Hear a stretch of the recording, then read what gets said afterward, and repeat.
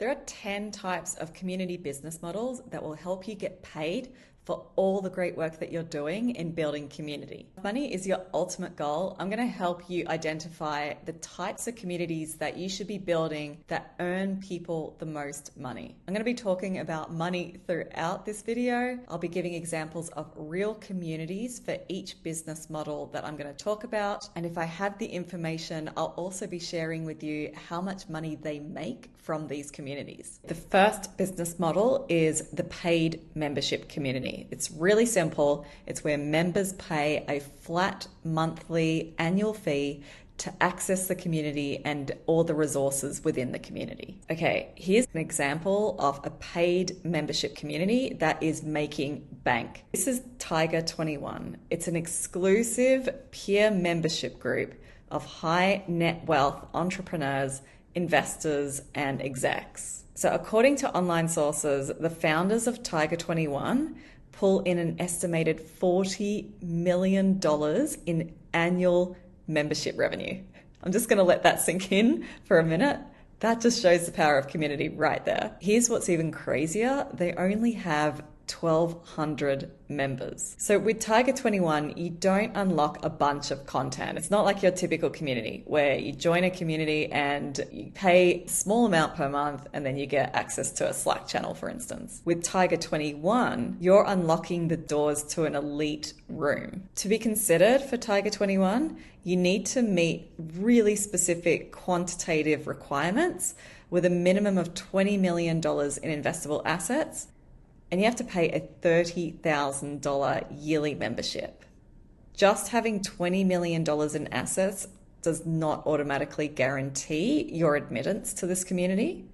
But I think this is a great example of a community that does not need a ton of members. I know so many people are focused on, I want to increase my member numbers. I want to get more members into my community.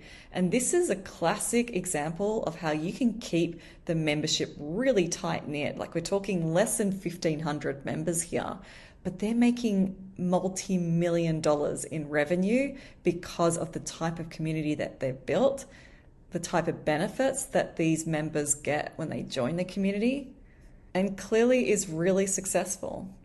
Now, paid membership communities work really well in three circumstances. Usually it's about focusing on how your members are going to make even more money. Then you also have health communities. That's where you're getting fitter, you've got body transformations, you're feeling healthier, you're fixing health issues. And then lastly, there's relationship buildings. So how are you helping people feel deeper connections to each other? So those three types, we've got the wealth, the health, and relationships, are really, really solid examples of how you can use paid communities to generate revenue. With paid communities, you also really want to focus on the transition part for your clients. So how are they achieving X, Y, Z along the journey? You can see with Tiger 21, they're really specific about the transition that could happen, like life after an exit. If you're a founder, you've done really well in life and you've got a lot of money, you need that transformation. Pinpointing the transformation journey for a community member is going to be really key to the success of your paid membership communities. Okay, next we have the freemium model. This is where you're offering basic community access for free with premium features or content all behind a paywall. Now, what's really important to note with this type of business model, it's actually the hardest to figure out. So this type of model tends to make the least money for community builders. You're also most likely to struggle with retention and you'll be doing the maximum amount of work. When you open your community for free, it's like letting the floodgates potentially open, and you may have to do a lot of work for potentially little benefit revenue-wise. So let's say you're looking to make $1,000 per month in your community. If you were going down the paid membership route, you need to charge 25 people $40 per month. It's not that many people, but to earn this $1,000 per month elsewhere outside of the paid membership model, say you're a creator, you need to figure out how you can make $1,000 through alternative sources. So for instance, that could be 200 Substack subscribers. It could be over 220 Patreon supporters. It could be over 100,000 Instagram followers, or 2 million monthly YouTube views to make that $1,000 per month happen. Now, why do people still use the freemium community model? Well, if you're not focused on the community directly generating revenue, but instead you're looking for goals like improving customer retention or product adoption, or even raising awareness through word of mouth, then a freemium model does make sense. And if you've got a B2B SaaS community, free communities can also work really well here. Let's take a look at an example of the freemium model. This is the Superpath community. It's career resources for content marketers. They have several plans for their community. You can see that they have the free Slack community here, where they have over 20,000 content marketers. And let's just note that that's a lot of work behind the scenes to manage to moderate 20,000 people in a Slack group. Not to mention that you're probably on the free version, because Slack is not great in terms of really scaling up your community membership model. But then you can see on the right, they have the paid version. That's where they get everything from the free plan plus further access to private channels. You get additional benefits as well. Now, I don't know how many members they have that are on the paid version. Obviously, they've got 20,000 plus in the free Slack community. So you would expect that over time, you could be able to upgrade some of those members into the paid version of the community. $500 per year is not a lot of money per member. So they would have to increase the number of members, obviously, to generate a revenue that's even close to what the paid membership model would be able to generate. But it's an option for people that are interested in the freemium model. Now there's the tiered membership model. There's so many ways to offer different tiers for your community. Very common is when you see the bronze tier, silver tier, VIP tier, where there's just different access to benefits, and obviously they all charge different prices. Let's take a look at an example of this being done. This is Jay Shetty's Genius community. If you don't know Jay Shetty, famously wrote the book Think Like a Monk. He's also had a lot of controversy lately, but he has a huge following, and he launched the Genius community as a way to tap into additional revenue streams for him. So if I scroll all the way down to the bottom, and you can see all the benefits here from joining his community, we finally get down to the membership options. Now, Jay's done it in a different format to the bronze, silver, diamond tier. He's actually done it based on how you want to pay for your membership, whether it's an annual, whether it's a 6-month, or whether it's a monthly. And I think this makes sense for his community, because those that sign up for the annual membership are putting more into their transformational experience by being a member in the community. They're the ones that are potentially more serious about joining the community. And you can see that in the wording, like Explorer versus Enhanced versus Elevated. Now, the membership benefits do vary depending on the membership tier that you select. So I don't have the exact figures as to how much revenue Jay Shetty's Genius community is generating.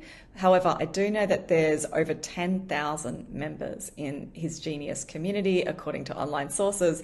So let's just pick the monthly membership, $50 with 10,000 members. We're talking about $500,000 in revenue.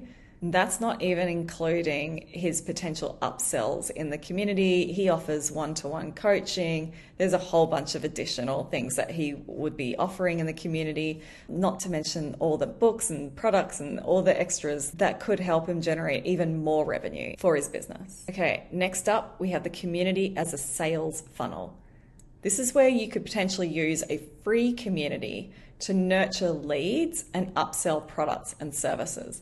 There is an art to doing this, and it's really, really important that you don't create a community where people feel like they're just there to be sold to. A lot of people just do this really badly, and then they struggle with engagement and they struggle with conversions as well. Okay, so here's an example of a community that does this well. If you haven't heard of the Salesforce Trailblazer community, you should definitely check them out. You can see 80% of trailblazers report that engaging in the community helps extend their Salesforce capabilities, increase efficiency, and reduce costs. It's really clear that the community delivers value to its members, but how does it deliver value to Salesforce? Well, to join the community, it's free. It's driving enterprise software adoption, and sources suggest that the customer lifetime value often exceeds $100,000 for Salesforce.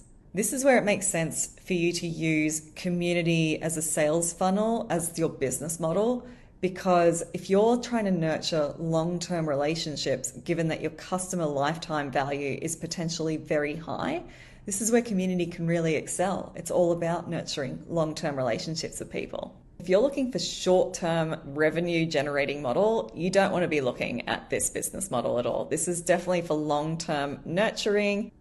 You've got the potential to build high customer lifetime value, where the return on investment for you actually going ahead and creating a community like this is going to make sense for you. Next up, we have the course and community model. This is where you're selling online courses with an included community component for support and networking, things like peer interaction, collaborative learning. Here's an example of a course with community component added in. It's the Part-Time YouTuber Academy by Ali Abdal. I know this community really well, and he definitely has a course element in the community, but hosts his community on Circle. And that's where there's a lot of peer-to-peer learning, you have accountability group, there's opportunities for group coaching calls with Ali, there's the head coach, and other coaches as well that he has on his team. There's live workshops. There's a lot of benefits from his community besides just the course. And I'm going to keep scrolling down here. He has a lot. I mean, his website is really good in terms of social proof and the benefits for people to join the community, to take his course. You can see he has information on the course specifically, but then he also goes into the community as well. And here we have it. So he charges $995 as a one-time fee to access the academy. That's where you get the curriculum, the course, you get some bonus modules, and most importantly, if I keep scrolling down, you can see this free bonus here, access to the PTYA community. He's had over 4,000 creators join this community. They have access to live in-person events. This is all part of the package. So it's course plus the community. Now, in terms of revenue generated, we can do some easy math here. He's charging almost $1,000 for the course and the community component combined. Just the fact that he's had roughly 3,000 to 4,000 creators take this course and join the community, and he's charging $995 for the course. We're looking at anywhere between $3 to $4 million that he's been able to generate thanks to this business model. Next up, we have the event-driven model. This is where you're hosting paid events, whether they're virtual or in person, for community members. It can be combined with a free or paid membership. Let's take a look at an example of this in real life. So we have the LO Sister Conference. This is a faith-based community. They host annual conferences. Every year they host a 2-day conference for worship, encouragement, for networking, etc. Now you can see here is the pricing for their conference. Now in terms of revenue generated, their community helped them sell over 1,000 tickets to one of the conferences. This is a few years back. They sold out in 48 hours and it generated 6-figure income for them just from that conference alone. Now, what's really interesting is they also saw a 24% rise in their app membership in the days following the conference. So that app is a paid app, and so they generated even more revenue after the community conference. Okay, next up we have the sponsorship and advertising and affiliate model. This is where you're monetizing a large, engaged community through sponsored content, advertising, or affiliates. Let's take a look at the Indie Hackers community. They have over 220,000 members in their community. They monetize through sponsorship, advertising, affiliate income. You can see here, you can book a website ad placement. You can book a newsletter ad placement that goes to all their community members. Here they've got 99,000 subscribers. They list out their stats and they show what those sponsorships would look like. To make this model worth your time, you do need a really large audience to begin with. I think this is as close as you can get to like being an influencer and generating revenue. And obviously there are influencers that have a really decent revenue per month, but it takes a lot of effort to build really big communities like this and then go down the sponsorship route, for instance. But let's take a look at how much Indie Hackers charges for these services. So obviously it has 170,000 monthly visitors, 300,000 page views on their website. For a sponsored ad, they're charging $1,750.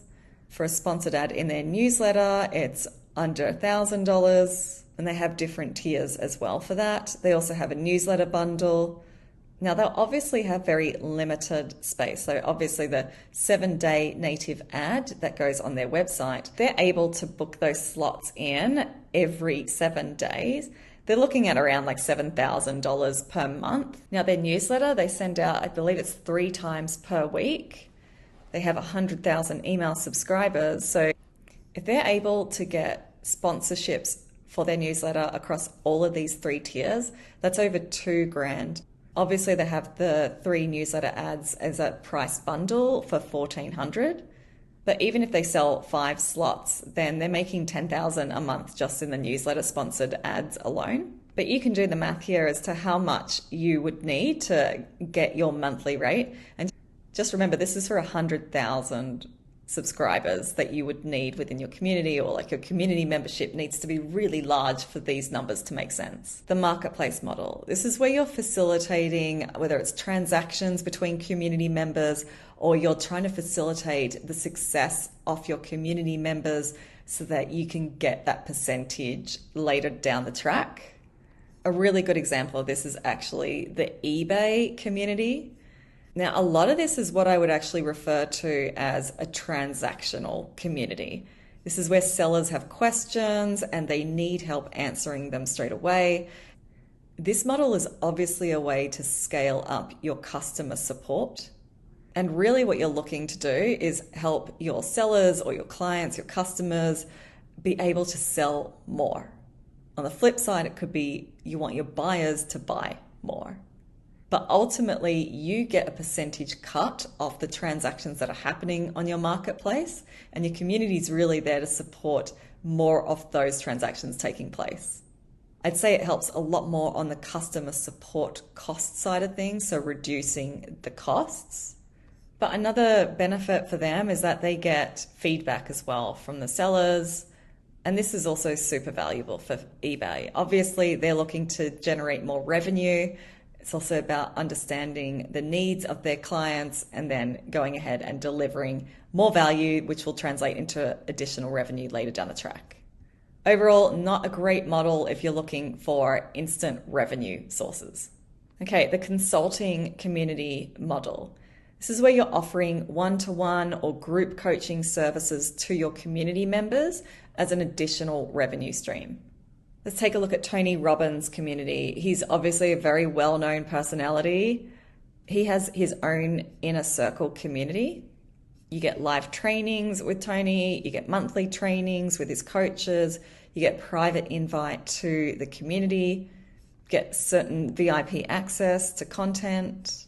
But what's really important here is he has several ways of doing this. He has so many upsells. He's got the monthly membership, so obviously a paid membership to begin with, which is a revenue source. And you can see here, you can either join for $97 a month, or you have the annual membership at just shy of $1,000 a year. But then he also has all these additional products and events especially. So these event tickets range from, I think it's like $650 to $3,000. Private coaching is over $15,000. I think his annual revenue is estimated to be $500 million. The key here with this type of business model is that you're looking to get the maximum engagement from people other than yourself. That's the way you're going to earn more revenue in this community model. You should actually be aiming for 80% of the engagement coming from community members themselves in the community and not yourself. And that's the key here. If you're looking to create a successful model where you have this consulting or coaching upsell, you're going to be aiming for members to be posting a lot more than you are, because that's going to show that there's maximum engagement from people in the community. So to make this community less about you, you should be creating interactive learning sessions, developing creative assignments that your members have to submit. It's less you and more them. And funnily enough, the more money you are likely to generate in this type of community. It's like you're adding so much value to the community members that they're more likely to go with the upsell of taking that one-to-one coaching with you. Lastly, we have the product-led community. This is where the community supports a core product or service that you have. The community could be free, but it drives adoption and retention of a paid product. That's your goal. You're going to be leveraging things like user-generated content to enhance the product value. And obviously you'll have the upsell opportunities. So your community members, you want them to obviously go ahead and pay for the product or the service that you're offering. Let's take a look at an example. Here's the Notion community. The revenue for Notion, I believe it's over 200 million in 2022. They have free templates, free resources, and this community is also free, but their paid plans are anywhere from like $8 to $15 per user per month, I believe.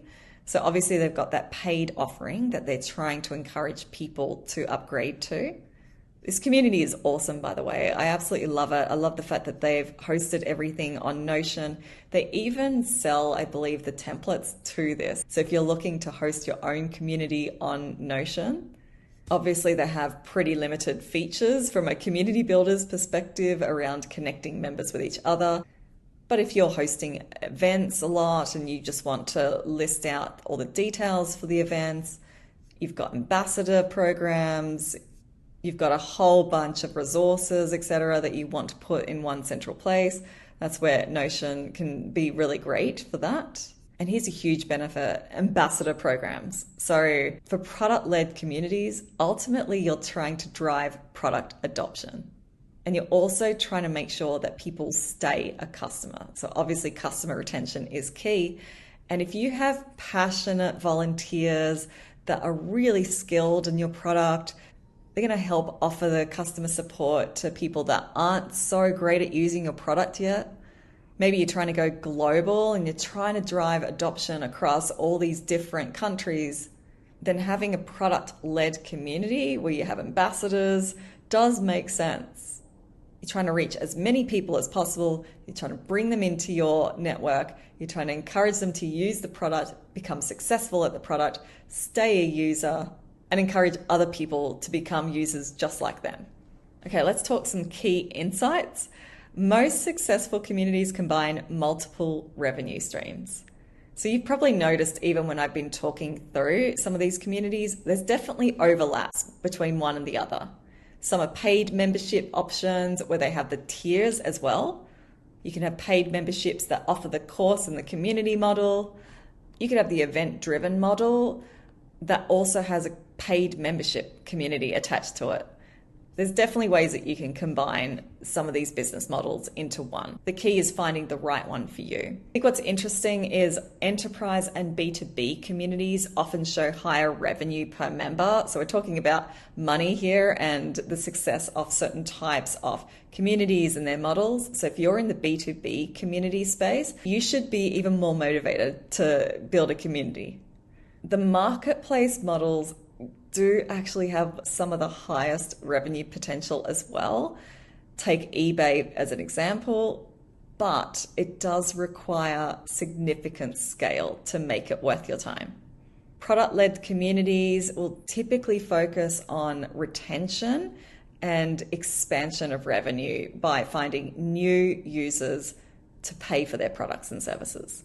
And what I've been seeing is that event-driven models will typically command premium pricing through exclusivity. It seems like people that go to physical events and they get a lot of benefits from it. It takes a lot more to host physical events. The conversion from that into paid communities is also really good. So there's potential there too. What are some noticeable trends? So obviously I've talked about how you can combine multiple models here, and that's happening. We're definitely seeing a lot more of that.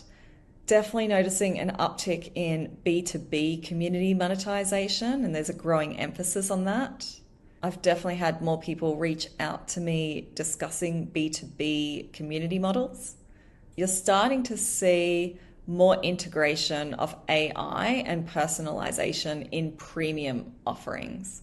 Now, I'm not going to say that this is widespread because it definitely is not yet, but I'm starting to see some trends where there's more personalization, even just thanks to automation and people doing a lot more behind the scenes with AI to make that happen. And lastly, there's no surprises here, but there's more focus on measurable ROI. And this is something that personally I love to talk to my clients about, because community can be such a gray area, and I like to make it really black and white as to how community can be helped from a revenue standpoint, from a cost perspective, like minimizing costs, your specific business goals, whether it's like product adoption, customer retention, increasing customer lifetime value, all of that, all of those good things.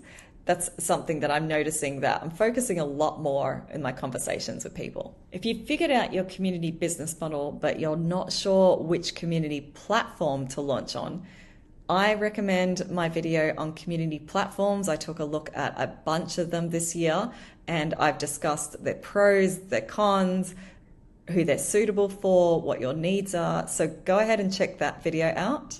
If you have questions on any of these business models, please comment below and let me know. See you in the next video.